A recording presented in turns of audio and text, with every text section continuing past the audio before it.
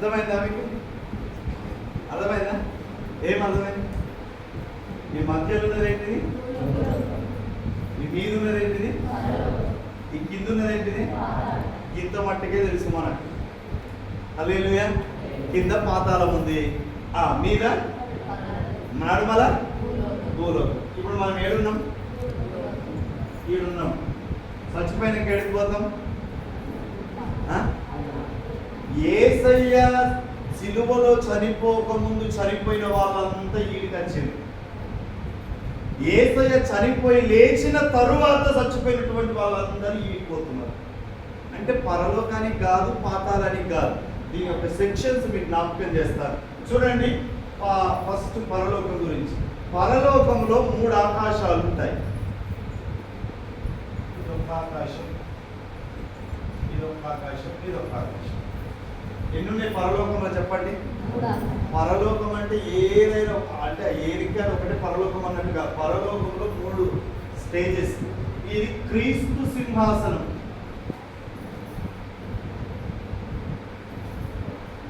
ఇక్కడ క్రీస్తు సింహాసనం వేసుకొని కూర్చుంటాడు. 24 పెద్దలు, 4 జీవులు, కోటాను కోట దైవదూతల సమూహం. ఇక్కడ సభ జరుగుతుంది. క్రీస్తు న్యాయపీఠం మీద సభ. తర్వాత కింది ఆకాశానికి వస్తే కోట్ల కొలది దూతలు.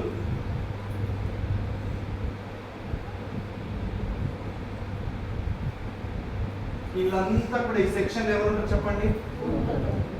ఇప్పుడు ఈ కింది భాగం ఉంది కదా, ఇందులో 2 సెక్షన్లు.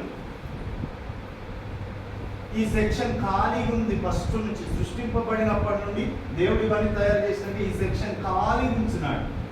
ఇందులో మాత్రము దేవలోకములో నుండి పడిపోయినటువంటి దేవదూతల్ని బంధించి పెట్టినాడు. పడిపోయిన దూతలు.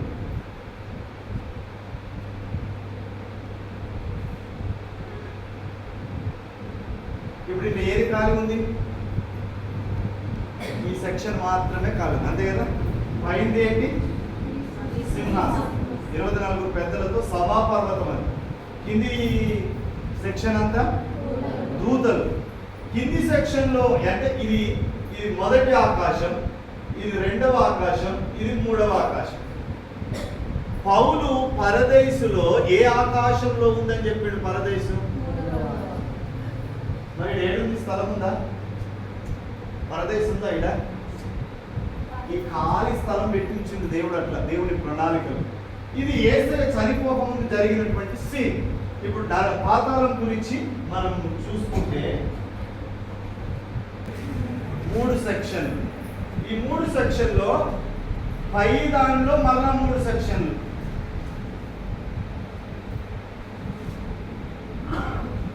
ఇది పాతాళం, ఇది అగాధం, ఇది పరదైసు.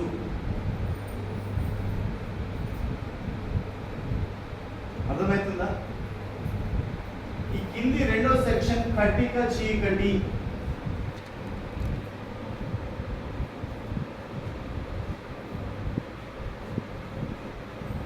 ఈ కిందిది నరకం. పాతాళం అంటే ఒకటే ఉన్నదా? ఇలా ఇవి నేను చెప్తే మీకు అర్థమవుతుందా? ఇట్లా రాసి చూపించకపోతే ఎట్లా ఏ సెక్షన్స్ అని చెప్పొస్తుంది. ఇప్పుడు ఇది గుర్తు పెట్టుకుంది కదా, రైట్. కిందిది ఏంటిది? పాతాళం. మీదేంటిది? పరలోకం. ఇప్పుడు పాతాళంలో పరదైసు ఏడుంది?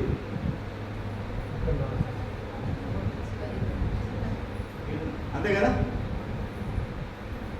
యేసుక్రీస్తు ప్రభుల వారు చనిపోక ముందు జరిగిన సన్నివేశం. ఇది బాగా చరిత్ర, ఇది గుర్తుంచుకోవాలి. మొదట దేవుడు ఎవరిని తయారు చేసిండు? ఆదాము మొదలుకొని యేసయ్య సిలువలో చనిపోయేంత వరకు చనిపోయిన ఆత్మలన్నీ కూడా ఈ పరదైసు వచ్చి ఉన్నాయి. అర్థమైందా? ఎవరెవరు?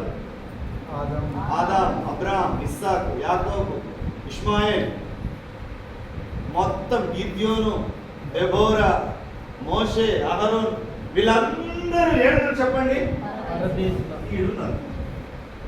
పరదైసులో ఉన్న వీళ్ళు ఇటు పక్కకేమున్నది? ఇరుపక్కకి ఏమున్నది?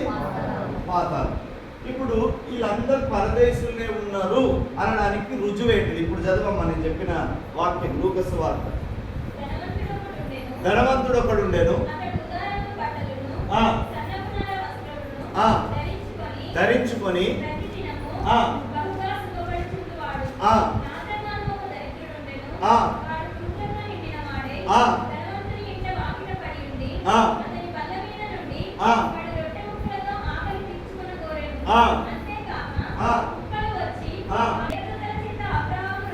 దేవదూతల చేత ఏడికి పోయిండట? అబ్రహాము. అంటే అబ్రహాం ఏడున్నాడు అన్నట్టు? ఈ ధనవంతుడు ఏడికి పోయిండు అన్నట్టు? ఈడికే పోయిందన్న ఆధారం ఏంది? కిందికి చదువు. ధనవంతుడు కూడా చనిపోయి పాతి పెట్టబడెను. అప్పుడు అతడు ఏడున్నాడట? పాతాళం ఏడున్నది? ఏడున్నది? ఇన్నే కదా. ఇప్పుడు ధనవంతుడు ఈడున్నాడు, లాజరు ఏడున్నాడు? పాతాళానికి పరదేశం మధ్యలో ఏమున్నది? అగాధం ఈయనే ఉన్నదన్న గ్యారెంటీ ఏంటి? కిందికి చదవండి. కన్నులెత్తి దూరము నుండి ఎవరు చూస్తున్నారు? ధనవంతుడు. అబ్రాహాము రొమ్మున ఆనుకొని ఉన్న లాజరు. ఎవరు చూస్తున్నారు? ధనవంతుడు. ఏడికెళ్ళి చూస్తున్నాడు? పాతాళం. ఈడికెళ్ళి ఎవరు కనబడుతున్నారు? పరదేశంలో ఉన్న లాజరు కనబడుతున్నాడు. అప్పుడు ఏమంటున్నాడు ఈ ధనవంతుడు? చదవండి. అబ్రహామా కనికరపడి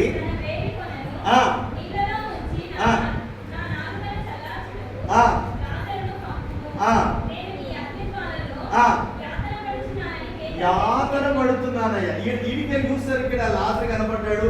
లాజరు ఎవరి రోమం మీద ఉన్నాడు? అబ్రహాము. తండ్రిపోయిన అబ్రహామా, చాలా యాతన పడుతున్నాను, దయచేసి నా కోసము లాజర్ను నీళ్లలో చిటికన బ్రేలు పుచ్చి ఆ నీటి చుక్క నా మీద ఇడుమని చెప్పి ఆయన అడుగుతాడు. ఆయన బాధ, ఈ అగ్ని ఆరలు పురుగు చావు. అప్పుడు ఈ అబ్రహాం ఏమంటున్నాడు చూడండి.